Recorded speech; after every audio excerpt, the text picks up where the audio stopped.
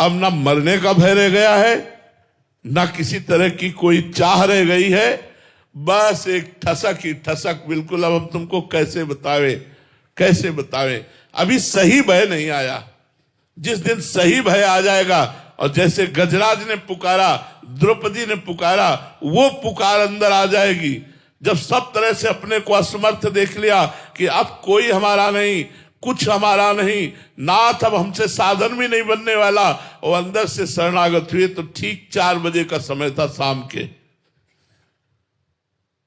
चिल्ला चिल्ला कर रो रहे थे, चिल्ला चिल्ला के जैसे कोई बच्चा रोए, क्योंकि बचपन से हर जगह से ठोकरें खाते हुए, हर कष्ट खाते हुए इस यात्रा के जीवन की कभी किसी ने शाबाश नहीं कहा, कभी किसी ने ये नहीं कहा तुम्हारा जीवन धन्य है। जब देखो तो गाली, जब देखो तो ठोकरे, जब देखो तो भूख प्यास, गर्मी सर्दी, नाना प्रकार के कष्ट। तब लगा कि नाथ, ब्राह्मण के घर में जन्म हुआ, बाल्यावस्था से भगवत मार्ग में चले, लेकिन आज मैं अधूरा जा रहा हूं।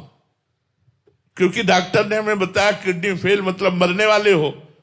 तो हम कहा आज अधूरा जा रहा हूं प्रभु, अब तो आपसे ही पूर्ण होगा, मेरे से नहीं होगा। 4 बजे का शाम का टाइम था।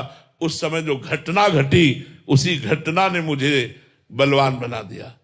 उसी घटना ने मुझे बलवान बना दिया। उस समय ऐसा लग रहा था प्राण निकल जाएंगे, सांस नहीं आ रही थी। इतना रुदन, इतना वो आर्तभाव वही जानता है जो बचपन से जिसके लिए निकला। 1 रुपया नहीं, एक खाने के लिए केवल अन्न की व्यवस्था नहीं, रहने की व्यवस्था नहीं, दोनों किडनी फेल, स्थिति ऐसी। अब हम साधना भी नहीं कर सकते। हाय अब हमारा जीवन क्या। वो दुख भरा समय, उस समय जो आर्तभाव हुआ, ये माला माल कर दिया, लोक और परलोक दोनों से माला माल कर दिया।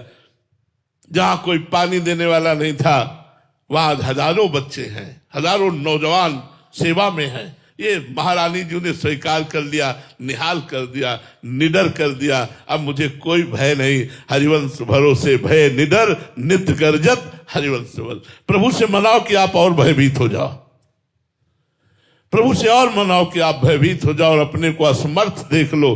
तो असमर्थ और अनाथ और भयभीत होकर भगवान की शरण में जाओगे तो समर्थ और सनाथ और निर्भय कर देंगे, पक्का निर्भय कर देंगे। आप चिंता मत करो।